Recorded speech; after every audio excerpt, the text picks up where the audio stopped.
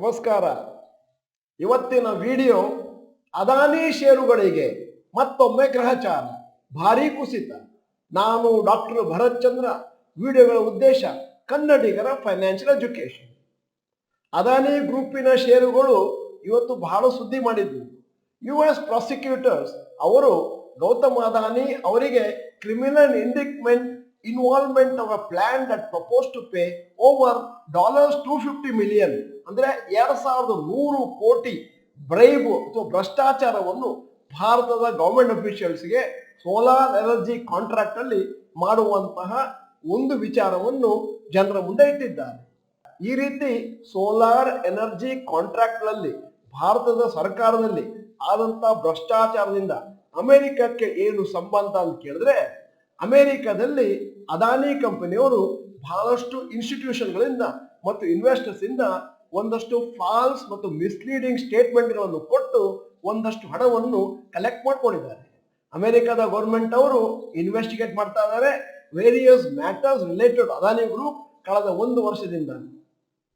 ಅಮೆರಿಕದ ಸರ್ಕಾರದ ಅಧಿಕಾರಿಗಳು ಅಮೆರಿಕದ ಕೋರ್ಟ್ನಲ್ಲಿ ಅದಾನಿ ಗ್ರೂಪ್ ಅವರು 11,000 ಕೋಟಿ ವರ್ತ್ ಅಮೆರಿಕನ್ ಇನ್ವೆಸ್ಟರ್ಸ್ ನ 2020-23 ಅಲ್ಲಿ ಇನ್ವೆಸ್ಟ್ ಮಾಡಿಸ್ಕೊಂಡಿದ್ದಾರೆ ಅನ್ನುವಂತ ಒಂದು ವಿಚಾರವನ್ನು ಮುಂದಿಟ್ಟಿದ್ದಾರೆ. ನಿಮಗೆ ಗೊತ್ತಿರಬಹುದು, ಜನವರಿ 2023 ಅದಾನಿ ಗ್ರೂಪ್ ಅವರಿಗೆ stock price manipulation, money laundering ಮತ್ತು ಬೇರೆ ಬೇರೆ ಅಕೌಂಟಿಂಗ್ ಇರ್ರೆಗ್ಯುಲಾರಿಟೀಸ್ ಬಗ್ಗೆ ಹಿಂದೆ ರಿಪೋರ್ಟ್ ಮಾಡಿದ್ರು. ಆ ಸಮಯದಲ್ಲಿ ಅದಾನಿ ಗ್ರೂಪಿನ ಷೇರುಗಳು ಬಹಳಷ್ಟು ಮಟ್ಟಿಗೆ ಕೆಳಗೆ ಬಿದ್ದಿದ್ದು ಮತ್ತೆ ಕಳೆದ 1 ವರ್ಷದಿಂದ ರಿಕವರಿಯನ್ನು ಕೂಡ ಕಂಡಿದ್ದು. ಈಗ ಇನ್ನೊಮ್ಮೆ ಅದಾನಿ ಷೇರುಗಳು ದೊಡ್ಡ ಮಟ್ಟದಲ್ಲಿ ಕೆಳಕ್ಕೆ ಬಿದ್ದಿವೆ. ಅದಾನಿ ಗ್ರೂಪಿನ ಷೇರುಗಳು ಯಾವ ರೀತಿ ಕುಸಿತವನ್ನು ಕಂಡಿದ್ದಾವೆ ಅಂತ ಹೇಳಿ ಒಂದು ಸಣ್ಣ ಪಟ್ಟಿಯನ್ನು ಮಾಹಿತಿಯನ್ನು ನಿಮ್ಮ ಮುಂದೆ ಇಟ್ಟಿದ್ದೇನೆ. ಅದಾನಿ ಎಂಟರ್ಪ್ರೈಸ್ ಇವತ್ತು -23%, Adani Green Energy -19%, Adani Ports -13%, Adani Power -10%, Adani Total Gas -10%, Adani Energy Solutions -20%, Adani Wilmar -10%, Ambuja cement -13%, ACC -8%. ಹೀಗೆ ಅದಾನಿ ಷೇರುಗಳು ಹಲವಾರು ಕಾರಣಗಳಿಂದ, ಬೇರೆ ಬೇರೆ ಕಾರಣಗಳಿಂದ ಕಳೆದ 2 ವರ್ಷದಲ್ಲಿ ಅವಾಗ ಕೆಳಗೆ ಬೀಳ್ತಾ ಇದೆ ಬಿಕಾಸ್ ಆಫ್ ವೇರಿಯಸ್ ರಾಂಗ್ ಡೂಯಿಂಗ್ಸ್. ಸದ್ಯದ ಮಟ್ಟಿಗೆ ಅದಾನಿ ಗ್ರೂಪಿನ ಮೇಲೆ ಮಾಡ್ತಾ ಇರುವಂತಹ ಆಪಾದನೆಗಳನ್ನು ಇವತ್ತಿನವರೆಗೆ ಪ್ರೂವ್ ಮಾಡ್ಲಿಕ್ಕಾಗಿಲ್ಲ. ಆದರೆ ಇಂತಹ ಕಾರ್ಪೊರೇಟ್ ಗವರ್ನೆನ್ಸ್ ಇಶ್ಯೂಸ್ ಆಗಾಗ ಮೇಲೆ ಬಂದಾಗ ಜನರಿಗೆ ಒಂದಷ್ಟು ಡೌಟ್ಗಳು ಬರ್ತವೆ. ಮುಂದಿನ ದಿನಗಳಲ್ಲಿ ನಾವು ಇಂತಹ ಷೇರುಗಳಲ್ಲಿ ಹಣವನ್ನು ಹಾಕಬೇಕೇ ಬೇಡವೇ ಅನ್ನುವ ಚಿಂತನೆಯನ್ನು ಕೂಡ ನಡೆಸ್ತಾರೆ. ಅದಾನಿ ಗ್ರೂಪಿನ ಮಾರ್ಕೆಟ್ ಕ್ಯಾಪಿಟಲೈಸೇಷನ್ ಇವತ್ತು ಕ್ರ್ಯಾಶ್ ಆಗಿದ್ದು 2.2 lakh crores ಒಂದು ಸಿಂಗಲ್ ಡೇ ನಲ್ಲಿ.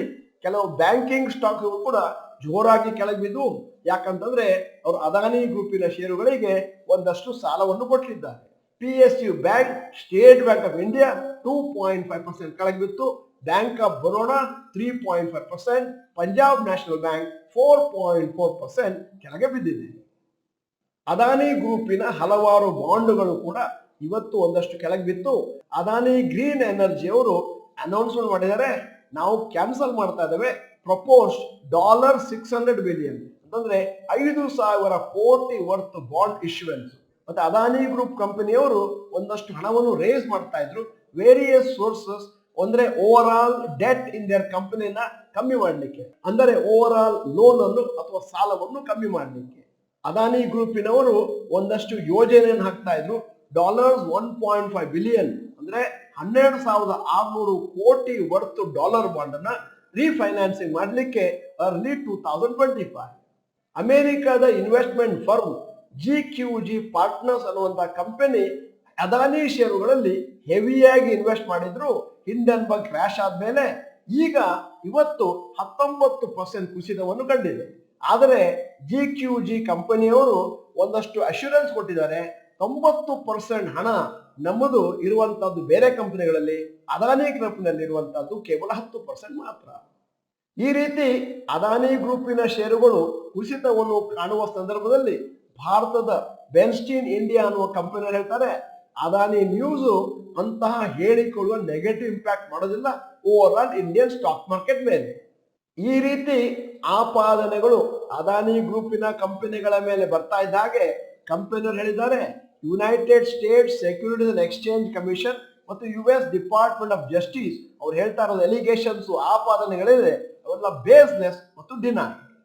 ಅದಾನಿ ಗ್ರೂಪಿನವರು ತಮ್ಮ ಮೇಲೆ ಬಂದಂತಹ ಚಾರ್ಜಸ್ ಅನ್ನ ಕೇವಲ ಆಪಾದನೆಗಳು ಮತ್ತು ಅದಕ್ಕೆ ಬೇಕಾದಂತಹ ಎಲ್ಲ ಲೀಗಲ್ ರಿಕೋರ್ಸ್ ನಾವು ಕಂಡು ಅದರಂತೆ ನಾವು ಫೈಟ್ ಮಾಡ್ತೇವೆ ಅಂತ ತಿಳಿಸಿದ್ದಾರೆ.